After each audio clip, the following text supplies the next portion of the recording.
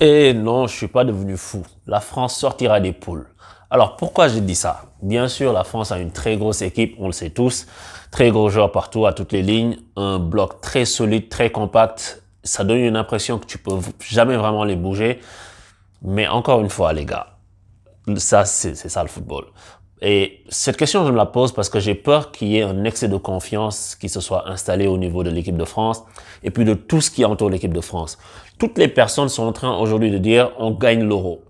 Moi, de souvenir, de mémoire, j'ai jamais vu une équipe qui, au début de la compétition, affiche, bon, peut-être l'Espagne en 2012, avec tout le monde les attendait parce qu'il y avait le Barça qui était en train de rouler sur tout le monde, etc. Mais là, la façon dont tout le monde parle de ça, j'ai écouté une interview du président Macron et le gars, il dit, il sera là, il sera au stade à Wembley pour la demi-finale et la finale. Les gars, en fait, c'est comme s'il n'y a pas d'autres matchs avant. En fait, moi, c'est dingue. Moi, bien sûr, j'ai envie. Enfin, je suis pas. Si la France gagne l'Euro, moi, je serais très content pour des joueurs comme Benzema, des joueurs que j'aime bien, tout le monde le sait. Mais tu sais, des joueurs comme Mbappé qui jouent au PSG, etc. Mais en fait, j'ai l'impression que les gars se partent déjà gagnants, comme si tous les autres, ils vont se coucher pour les laisser gagner. Et j'ai parlé à plein de gens que je connais, et j'ai déjà des gens qui me sont très proches, qui me disent, oui, en tout cas, ils voient la France, en tout cas, minimum en finale. J'espère pour la France qu'ils iront en finale, hein, mais je veux dire, en fait, j'ai l'impression qu'on est en train de tuer la peau de l'ours avant de l'avoir vendu. Et souvenez-vous, la dernière fois que les Français ont eu ce niveau de confiance-là avant une grande compétition, ça a donné 2002. Et j'ai dit ça la dernière fois, quelqu'un m'a rétorqué qu'en 2002, Pires avait été blessé, Zidane avait été blessé. C'est vrai. Là, peut-être Griezmann est blessé, on ne sait pas. Benzema, on va voir. Mais ce que je veux dire, c'est qu'en 2002, je me souviens à l'époque, les journaux avaient fait des gros titres. Il y avait 3 attaquants français qui avaient marqué 99 buts et qui étaient tous les 3 meilleurs buteurs de leur championnat. Tu avais Djibril Cissé, tu avais David Trezeguet et tu avais Thierry Henry. Ça faisait très peur. Et ils ont fini le mondial avec 0 but marqué. Ils ont compté les poteaux pendant que les autres comptaient les buts. Donc attention. Attention à l'excès de confiance. Et à l'époque, je me souviens, quand la France avait été éliminée, les journaux après, déjà c'est les journaux, c'est eux qui te montent très haut, hein, mais après ils sont très forts pour te descendre. Ils ont commencé à sortir des histoires comme le fait que les joueurs étaient plus occupés à faire de la pub, plutôt qu'à être concentrés sur le terrain. Et vous vous souvenez de la pub avec le deuxième la deuxième étoile qu'ils avaient, tu sais, ils s'attendaient déjà à gagner et ça a donné un fiasco. Et je dis pas ça que pour la France. L'Espagne, ils sont arrivés en 2014 en Coupe du Monde. Ils ont pris une fessée contre les Pays-Bas avec quand Robben fait danser Ramos et puis Casillas et compagnie. Donc attention.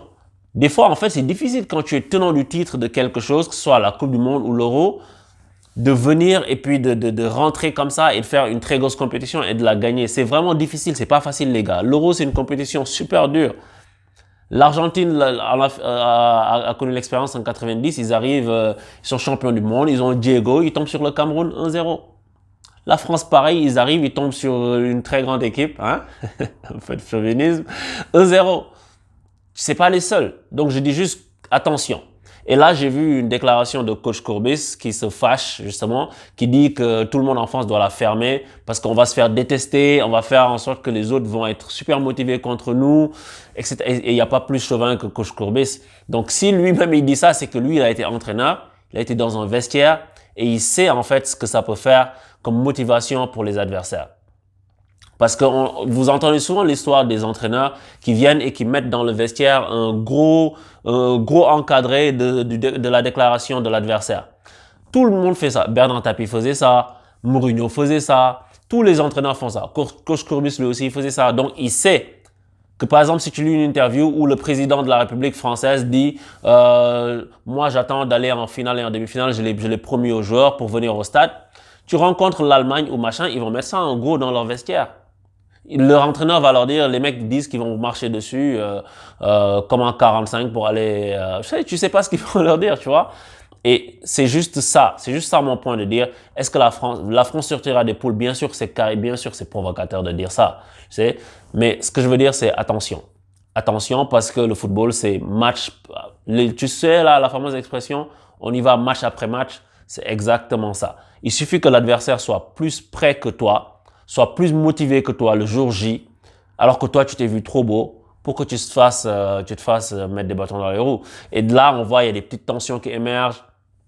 l'histoire de Giroud versus Kylian Mbappé, ils me font pas la passe, ils me font ça peut créer des petites frustrations. C'est pas la meilleure ambiance de groupe que tu peux avoir, dont tu puisses rêver. Donc, et tout ça, en fait, si la France gagne, tout le monde s'en moquera de tout ça.